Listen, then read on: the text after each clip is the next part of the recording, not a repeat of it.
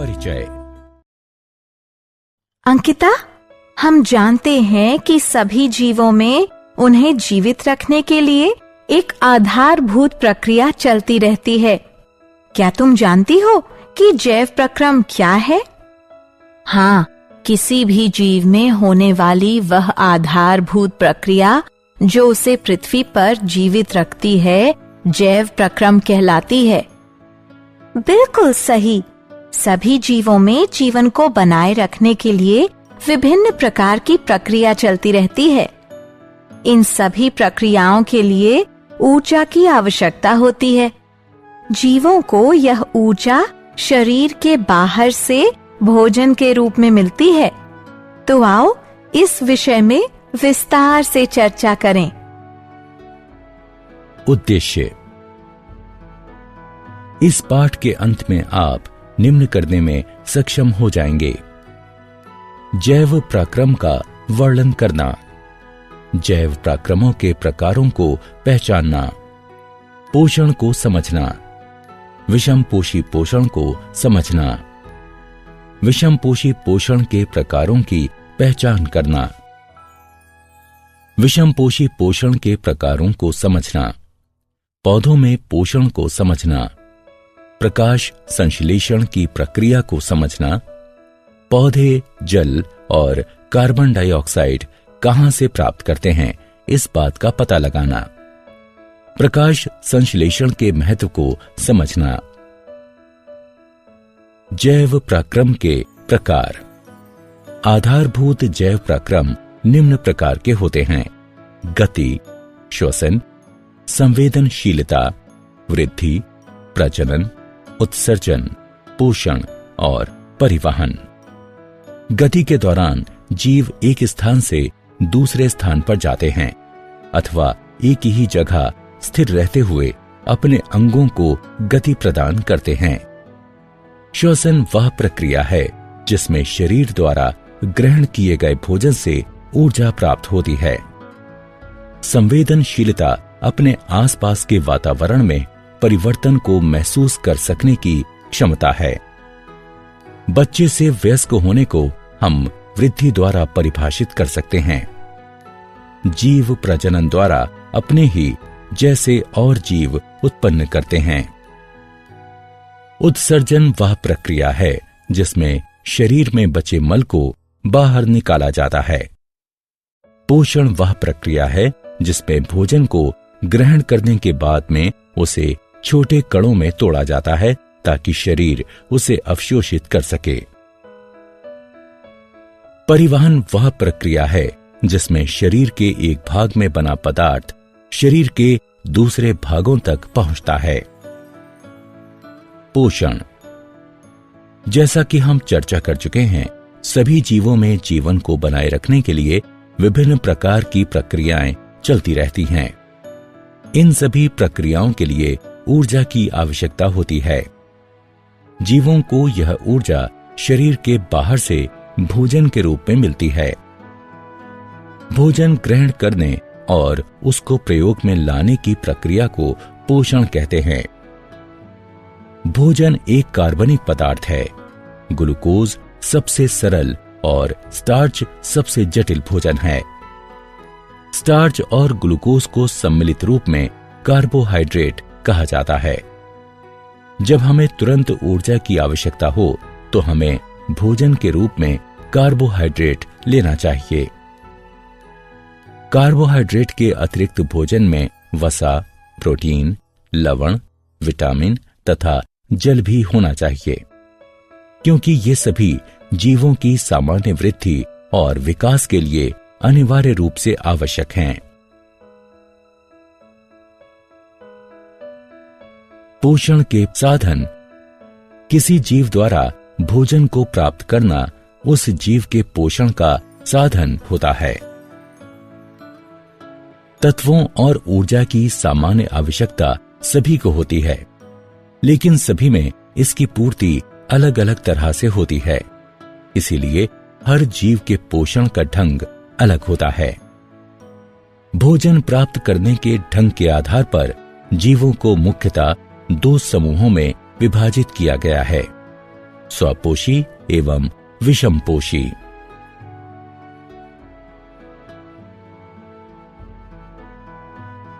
स्वपोषी पोषण।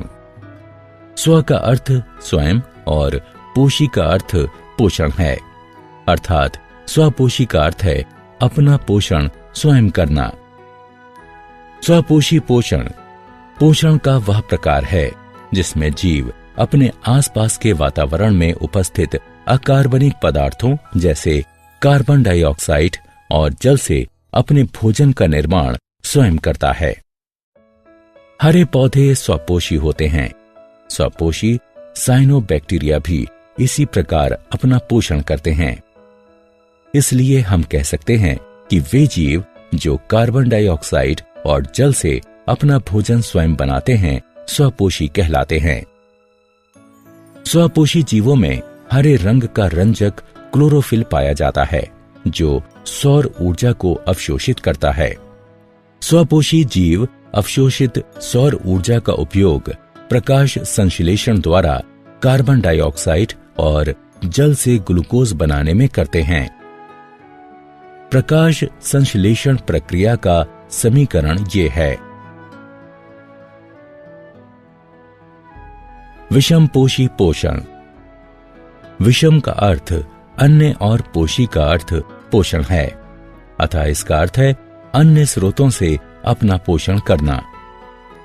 विषमपोषी पोषण पोषण का वह प्रकार है जिसमें जीव अपने आसपास के वातावरण में उपस्थित अकार्बनिक पदार्थों जैसे कार्बन डाइऑक्साइड और जल से अपने भोजन का निर्माण नहीं कर सकता और अपने अपने भोजन के लिए दूसरे जीवों पर निर्भर रहता है। अधिकतर जीवाणुओं, कवक और पशुओं में इसी प्रकार का पोषण होता है। वे जीव जो अकार्बनिक पदार्थों जैसे कार्बन डाइऑक्साइड और जल से अपना भोजन स्वयं नहीं बना सकते तथा भोजन के लिए दूसरे जीवों पर निर्भर रहते हैं, विषमपोषी कहलाते हैं। विषमपोषी वह उपभोक्ता है जो अपने भोजन के लिए दूसरे जीवों पर निर्भर रहता है। विषमपोषी अपने भोजन के लिए स्वपोषी जीवों और दूसरे विषमपोषी जीवों पर निर्भर रहता है। विषमपोषी पोषण के प्रकार। विषमपोषी निम्न 3 प्रकार से अपना भोजन प्राप्त करते हैं: मृतजीवी, परजीव, होलोजोइक। मृत का अर्थ नष्ट हो चुका और जीवी का अर्थ आश्रित है, अर्थात ये वो पोषण है जिसमें जीव पोषण के लिए नष्ट हो चुके कार्बनिक पदार्थों जैसे सड़ा हुआ पौधा अथवा मृत पशु पर आश्रित रहता है। जैसे कवक तथा बहुत से जीवाणु मृतजीवी होते हैं। पर का अर्थ दूसरों पर और जीवी का अर्थ आश्रित है। परजीवी वह जीव होता है जो वृद्धि, भोजन और आश्रय के लिए किसी दूसरे जीव पर निर्भर रहता है, लेकिन अपने पोषक की उत्तरजीविता में कोई सहायता नहीं करता, जैसे प्लाज्मोडियम, कुस्कुटा, फीता कृमि इत्यादि।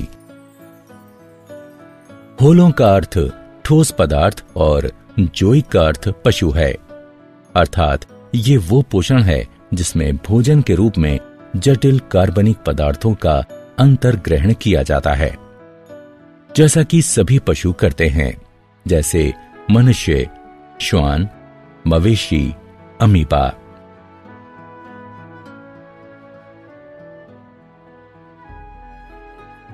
पौधों में पोषण। हम पहले ही चर्चा कर चुके हैं कि हरे पौधे स्वपोषी होते हैं और प्रकाश संश्लेषण द्वारा अपने भोजन का निर्माण करते हैं।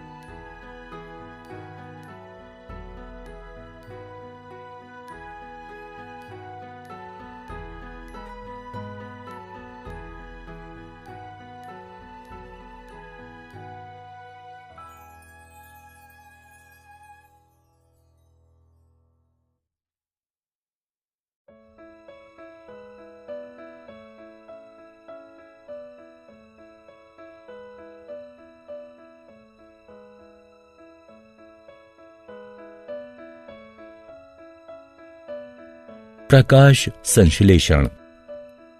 प्रकाश का अर्थ सूर्य का प्रकाश और संश्लेषण का अर्थ निर्माण है। अतः प्रकाश संश्लेषण का तात्पर्य सूर्य के प्रकाश की सहायता से भोजन का निर्माण है। प्रकाश संश्लेषण वह प्रक्रिया है जिसका उपयोग सभी हरे पौधे, नीले हरे शैवाल, साइनोफाइटा और कुछ जीवाणु करते हैं। यह कार्बन डाइऑक्साइड और जल से कार्बनिक यौगिक, मुख्यतः शर्करा बनाने की वह प्रक्रिया है जिसमें ऊर्जा के स्रोत के रूप में सूर्य के प्रकाश का प्रयोग होता है और क्लोरोफिल सूर्य के प्रकाश को अवशोषित करता है। प्रकाश संश्लेषण को संक्षिप्त रूप से इस समीकरण द्वारा दर्शाया जा सकता है। प्रकाश संश्लेषण मुख्यतः 2 चरणों में विभाजित होता है। प्रकाश आश्रित चरण, प्रकाश आश्रित अभिक्रियाएं। इनमें विकिरण ऊर्जा एटीपी के रूप में रासायनिक ऊर्जा में परिवर्तित हो जाती है। अंधकारमय चरण, प्रकाश मुक्त अभिक्रियाएं। प्रकाश आश्रित चरण में बनी एटीपी का उपयोग करते हुए एंजाइम संश्लेषण द्वारा मध्यवर्ती कार्बोहाइड्रेट और अन्य यौगिकों के निर्माण को निरूपित करता है। प्रकाश संश्लेषण की क्रिया निम्न 3 चरणों में घटित होती है। अवशोषण, क्लोरोफिल द्वारा सूर्य के प्रकाश से सौर ऊर्जा का अवशोषण। रूपांतरण, सौर ऊर्जा का रासायनिक ऊर्जा में परिवर्तन। सौर ऊर्जा द्वारा जल का हाइड्रोजन और ऑक्सीजन में टूटना। अपचयन, हाइड्रोजन द्वारा रासायनिक ऊर्जा का उपयोग करते हुए कार्बन डाइऑक्साइड का अपचयन करके ग्लूकोज जैसे कार्बोहाइड्रेट का निर्माण।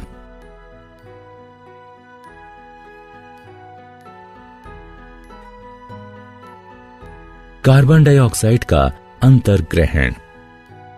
कार्बन डाइऑक्साइड वायु स्टार्चन में ही उपस्थित है। हरे पौधे पत्तियों की सतह पर उपस्थित सूक्ष्म छिद्रों की सहायता से वायु से कार्बन डाइऑक्साइड लेते हैं। ये सूक्ष्म छिद्र रंध्र कहलाते हैं। कार्बन डाइऑक्साइड रंध्रों के द्वारा पत्तियों में प्रवेश करती है। प्रत्येक रंध्रीय छिद्र एक जोड़ी द्वार कोशिकाओं से घिरा होता है। ये द्वार कोशिकाएं रंध्रों के खुलने और बंद होने को नियंत्रित करती हैं। द्वार कोशिकाओं में जब जल प्रवेश करता है तो वो फूलकर वक्र हो जाती हैं, जिस कारण रंध्र खुल जाते हैं। दूसरी ओर जल जब द्वार कोशिकाओं से बाहर निकलता है तो वो सिकुड़कर सीधी हो जाती हैं और रंध्र बंद हो जाते हैं। जैसे ही रंध्र खुलते हैं, वायुमंडलीय कार्बन डाइऑक्साइड उनमें प्रवेश करने लगती है।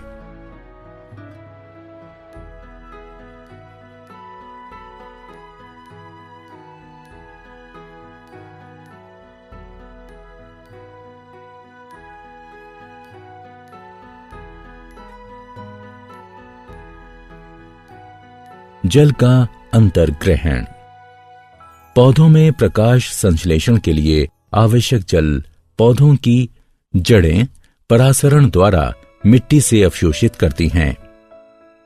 पौधों की जड़ों द्वारा अवशोषित जल जाइलम नलिकाओं द्वारा पत्तियों में उपस्थित प्रकाश संश्लेषीय कोशिकाओं में पहुंचता है, जहां उसका प्रयोग प्रकाश संश्लेषण में होता है।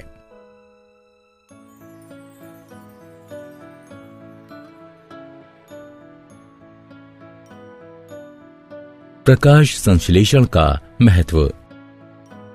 प्रकाश संश्लेषण कई कारणों से महत्वपूर्ण है, जिनमें से कुछ प्रमुख कारण निम्न हैं।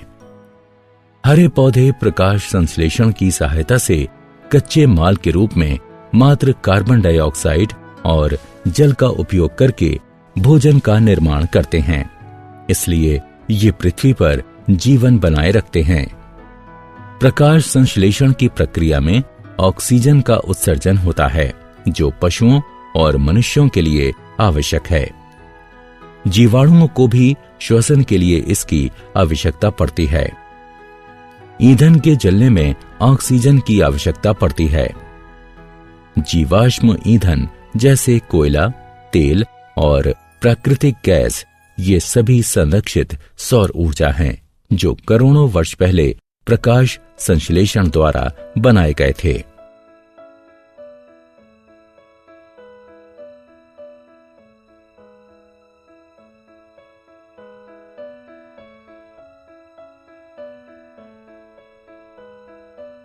क्या आप जानते हैं एटीपी ऊर्जा मुद्रा है। दृश्य वर्ण क्रम से हरे रंग को अवशोषित न कर पाने और उसे परावर्तित करने के कारण पत्तियां हरी दिखाई देती हैं।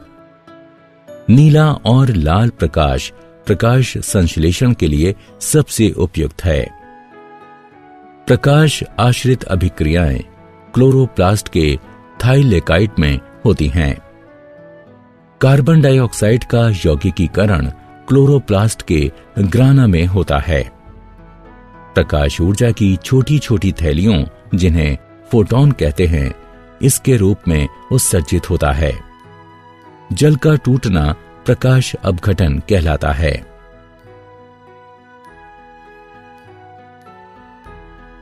सारांश। आइए हमने जो कुछ सीखा है उसे संक्षेप में दोहराएं। जीवित रहने के लिए प्रत्येक जीव को विभिन्न ऊतकों की प्रत्येक कोशिका में ऑक्सीजन, जल तथा भोजन की आवश्यकता पड़ती है। जीवन को बनाए रखने के लिए अनिवार्य रूप से आवश्यक विभिन्न प्रक्रियाएं जैव पराक्रम कहलाती हैं। गति, श्वसन, संवेदनशीलता, वृद्धि, प्रजनन, उत्सर्जन, पोषण और परिवहन प्रमुख जैव पराक्रम हैं। जैव पराक्रमों के चलते रहने के लिए प्रत्येक जीव को ऊर्जा की सतत आवश्यकता होती है। जीवों द्वारा पोषक तत्वों के अंतर्ग्रहण, उनके उपयोग, साथ ही श्वसन के कारण ही ऊर्जा मुक्त होती है। पोषण के प्रकार के आधार पर जीवों को स्वापोषी और विषमपोषी इन दो समूहों में बांटा जा सकता है। स्वपोषी पोषण में जीव बाह्य ऊर्जा स्रोत जैसे सौर ऊर्जा का प्रयोग करते हुए सरल अकार्बनिक पदार्थों से उच्च ऊर्जा युक्त जटिल कार्बनिक पदार्थ बनाते हैं। विषमपोषी पोषण में जीव दूसरे जीवों द्वारा निर्मित जटिल पदार्थ का अंतर्ग्रहण करता है।